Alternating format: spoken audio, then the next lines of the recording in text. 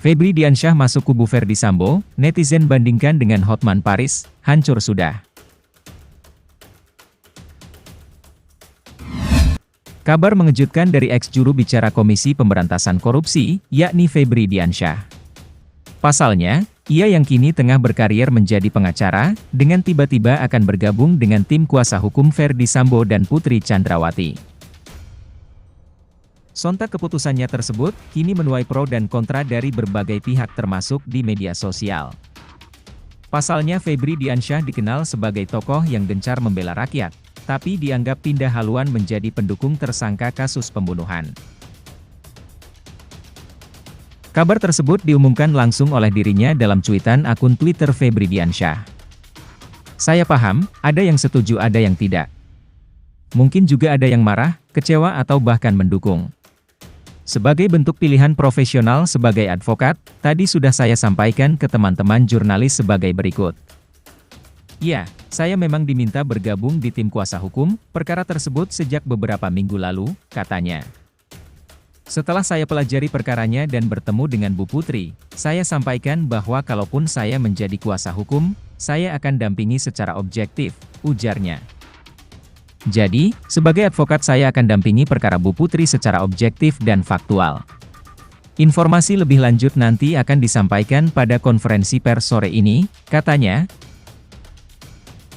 Keputusan Febri Diansyah, bergabung ke kubu Verdi Sambo sebagai tim kuasa hukum, menuai banyak kekecewaan publik. Bahkan, apa yang dilakukan mantan juru bicara KPK itu, sampai dibandingkan dengan pengacara kondang Hotman Paris. Pasalnya, meski sama-sama pernah ditawari menjadi pengacara Putri Chandrawati, Hotman Paris memilih untuk menolak tawaran tersebut. Hotman Paris mengaku menolak tawaran menjadi kuasa hukum Verdi Sambo dan Putri Chandrawati di kasus pembunuhan Brigadir Nofriansyah Yosua Huta Barat atau Brigadir J. Honor yang ditawarkan saat itu, sebut Hotman Paris, sangat besar alias fantastis. Ia juga menyebut Putri Chandrawati sangat ingin dibelanya. Namun Hotman Paris menolak tawaran dengan honor fantastis tersebut. Febri Diansyah pun menyadari keputusannya itu akan menuai berbagai reaksi kekecewaan hingga amarah dari publik. Meski begitu, dia tetap menerima tawaran untuk menjadi advokat bagi dua tersangka kasus pembunuhan Brigadir J tersebut. Saya paham, ada yang setuju ada yang tidak. Mungkin juga ada yang marah, kecewa atau bahkan mendukung, ucapnya. Sebagai tim kuasa hukum Putri Chandrawati, dia mengklaim akan menangani kasus ini secara objektif. Keputusan itu diambil setelah Febri Diansyah mempelajari semua perkara dan bertemu dengan Putri Chandrawati. Akan tetapi, meski membela Putri Chandrawati, dia mengaku menyampaikan kepada tim Verdi Sambo itu bahwa dirinya akan tetap mendampingi secara objektif. Sebagai advokat, saya menerima permintaan menjadi kuasa hukum dan bahkan ketika saya dan Rasa Mala ketika bertemu dengan Ibu Putri secara langsung sebelum Ibu Putri menandatangani surat kuasa, saya telah menyampaikan secara terang bahwa pendampingan hukum yang akan dilakukan bersama tim, tentu saja yang mendampingi nanti adalah tim secara keseluruhan yang juga sudah bekerja sejak awal, adalah pendampingan hukum yang secara objektif, tidak membabi buta, tidak menyalahkan yang benar, dan tidak membenarkan yang salah. Prinsip objektivitas itulah yang kami pandang perlu kita jaga bersama-sama, dan kami tentu juga berharap pada teman-teman jurnalis, teman-teman akademisi juga untuk bisa menjaga objektivitas proses hukum penanganan perkara ini, agar nanti siapapun yang melakukan perbuatan maka ia akan dihukum sesuai dengan perbuatannya. Tapi yang tidak melakukan perbuatan tentu saja tidak seharusnya tidak dihukum atas apa yang tidak dia lakukan. Itu memang perlu kita jaga dan kita kawal bersama. Saya dan Rasa Mala juga bertemu secara langsung dengan Bapak Verdi Sambo dalam kunjungan ke tahanan di Makobrimob bersama tim kuasa hukum. Pada saat pertemuan tersebut juga disampaikan bahwa kami bersedia memberikan pendampingan hukum secara objektif. Pendampingan hukum secara objektif adalah apa yang kami sampaikan secara langsung pada Bu Putri dan juga kami sampaikan kepada Pak Ferdi Sambo dan juga menjadi komitmen kami di tim kuasa hukum ini.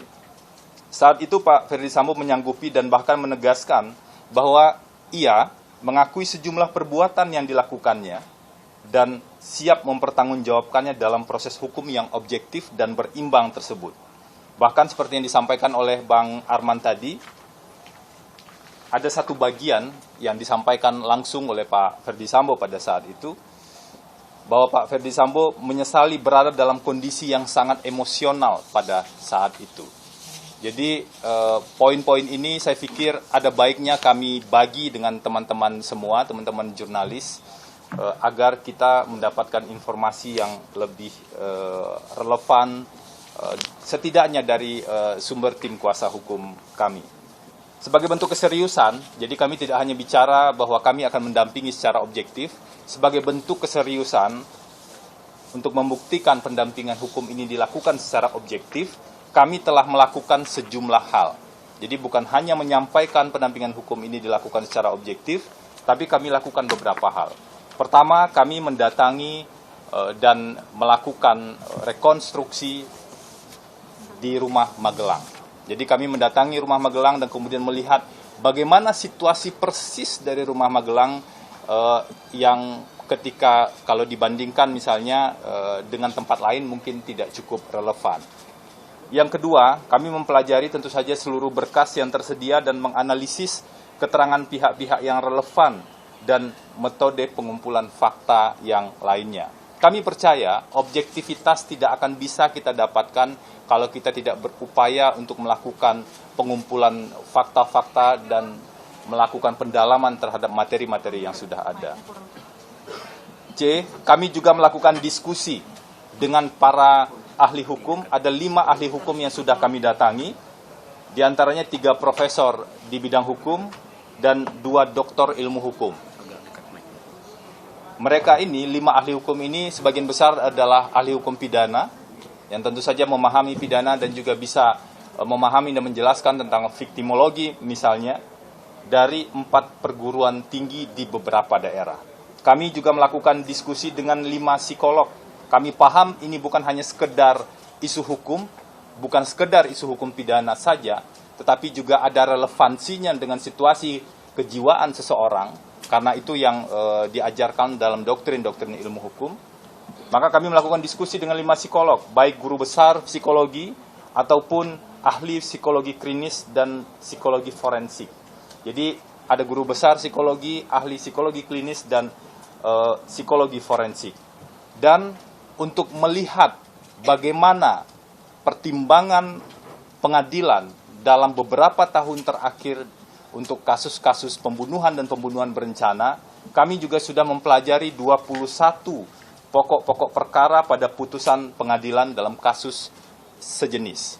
Jadi kami betul-betul ingin melihat secara hukum bagaimana penerapan pasal tersebut, selain juga kami mendalami dan menguji fakta-fakta yang ada, tentu saja dalam porsi kami sebagai kuasa hukum atau sebagai advokat. Dan beberapa kegiatan lain yang juga masih berjalan dalam ruang lingkup pendampingan hukum yang diberikan. Teman-teman semua, saya menyadari, kami semua menyadari, menjelaskan informasi terkait dengan perkara ini saat ini adalah sesuatu yang sangat tidak mudah. Kami menyadari ada banyak yang pernah kecewa, atau mungkin ada banyak yang pernah merasa dibohongi dengan adanya skenario-skenario sebelumnya. Kami menyadari hal tersebut. Namun, dalam konteks niat kami, seperti yang kami sampaikan dalam konferensi pers ini, yang kami harapkan adalah ada fakta-fakta yang diungkap secara berimbang, ada analisis-analisis yang didasarkan pada fakta-fakta.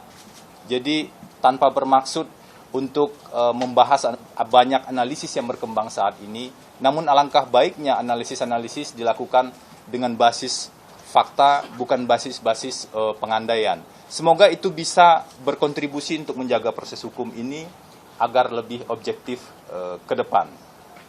Dan kami tentu tetap berharap masyarakat berkenan menerima meskipun sedikit penjelasan yang kami sampaikan nantinya, dan tentu harapannya dalam proses persidangan majelis hakim dapat memeriksa, mengadili, dan memutus secara objektif berdasarkan bukti yang ada. Kami ketika perkara sudah masuk ke persidangan, tentu saja kita semua perlu mempercayakan proses dan hingga keputusannya pada majelis hakim. Sebelum saya serahkan pada rekan saya, Rasamala Aritonang, izinkan saya menyampaikan satu hal. Dalam sebuah proses hukum peradilan pidana, keseimbangan kesempatan dalam pengujian bukti-bukti yang diajukan jaksa ataupun penasihat hukum adalah bagian penting yang wajib dilakukan. Keseimbangan proses pembuktian dari bukti yang diajukan oleh jaksa dan juga penasihat hukum.